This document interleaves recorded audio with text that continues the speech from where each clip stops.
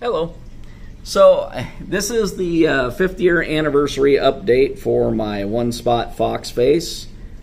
It is definitely my tank boss because it's the biggest fish in my tank, my 90-gallon that I have here, and in true Foxface fashion, he loves blowing bubbles at the surface just like all other Foxfaces do. So it's just been a really fun fish to add to the tank. For those of you who may not have seen the other videos I've done as far as the updates over the years and everything, this Foxface replaced a yellow tang that I had, and the yellow tang was just an absolute jerk. Bullied everything in the tank, and you know, it was tearing up my coral beauty pretty good. Even though I added both of the fish together at the same time, and at least initially they seemed like that they were, you know, almost like pals. But anyways, that went south, and so I got rid of the yellow tang and then replaced him with this guy. And he's just done a really good job of, he does, you know, maintain his order, and he has his things that he's particular about. He's the only one I know who can make my flame hawkfish move out of the way when he decides to. For the most part, he leaves them alone and doesn't have any problems, but occasionally the flame hawk is perched on a piece of algae and a piece of rockwork that he wants to graze on, and so he'll give him just a little chase just to give him out of the way. But for the most part, this guy he basically leaves things alone, but he's not afraid to, you know, enforce things if he so desires. So I've seen a couple of things where he's done some, you know, crazy things like, you know, chasing fish and stuff like that. But as I said, it's really just kind of random. It's not like it's a habitual thing or causes any real problems for the tank mates. You know, just generally speaking, he just leaves them alone and does his thing. But you know, he's definitely the one in charge of the tank. Remember, it was really interesting. My coral beauty, when I was already in the tank when I added the Foxface, and the coral beauty and one of the other fish I'd had at the time, a Melanaris wrasse, decided that they were going to give the Foxface a hard time and say, hey, this is our tank. The Foxface took one look at them, flexed his venomous spines, and the other two fish turned around immediately and headed in the other direction, and that was an end to it.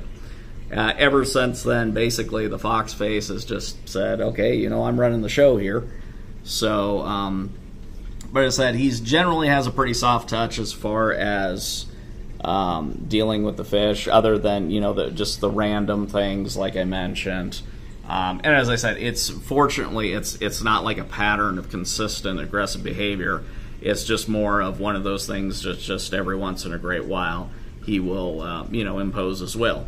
So anyways, and so, which I'm totally fine with. I would actually prefer to have a tank boss that functions that way because they're assertive enough not to be pushed around, but at the same time, they're not really going to mess with a whole lot. As you can see there, he's spiking up pretty good, telling me to get the camera out of his face. So, but anyway, yeah, he's just a fun guy to have around, and has been a welcome addition to the tank. As far as how he's done with corals, I haven't really seen a whole lot of issues. I think he did take a little bit of a liking to acans, but I ended up having some other issues with acans in my tank anyway, so I just removed them and replaced them basically with blastos, and I haven't had a single problem with the Foxface and blastos. He totally leaves them alone, leaves the euphilia alone, and of course the mushrooms. Nobody seems to like the mushroom corals. So anyway, he's just been just a great guy to balance out the tank. No complaints whatsoever. If he died tomorrow, I would have no qualms about going and picking up another Foxface to kind of have as the centerpiece or balancing out the tank as the tank boss.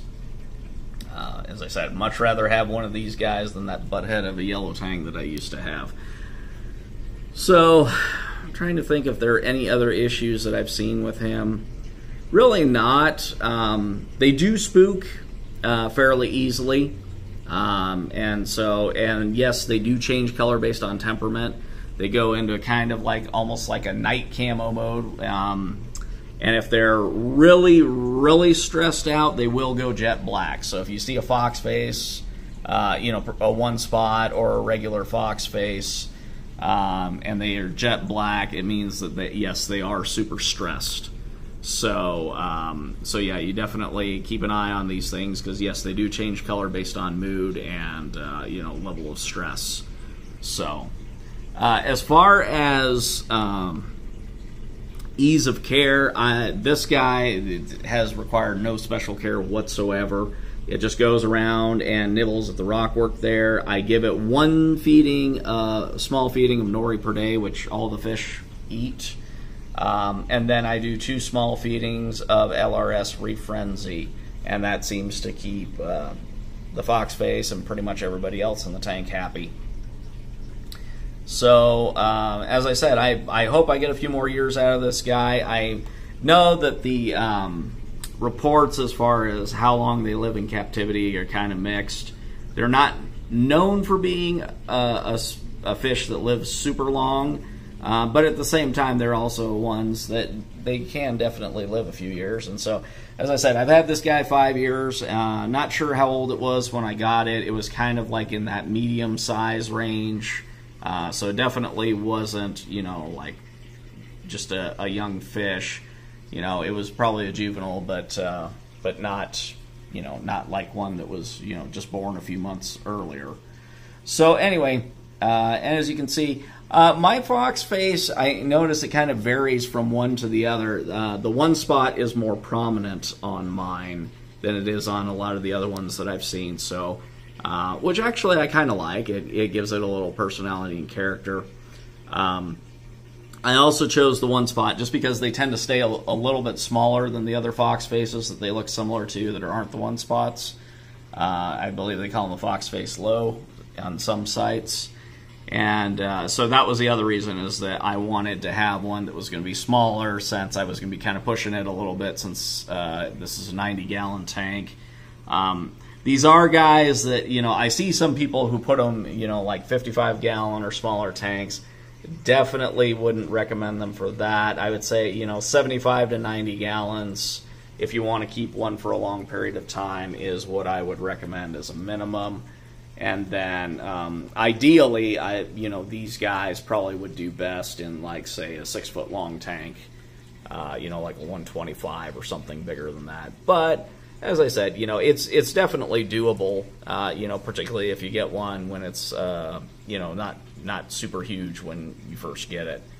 As far as growth, I haven't really seen this Foxface, you know, like have super big growth spurts or anything. It's definitely, you know, a couple inches bigger than when I got it, but I haven't seen any rapid growth out of this guy. So, but as I said, it's been a good fit for this size of a tank. Good fish to have around. Seems to kind of keep things balanced out in the tank. And once again, he's not afraid to stand up for himself and you know, remind other fish who's in charge here. So, but anyway, that's all I've got. Thanks for watching.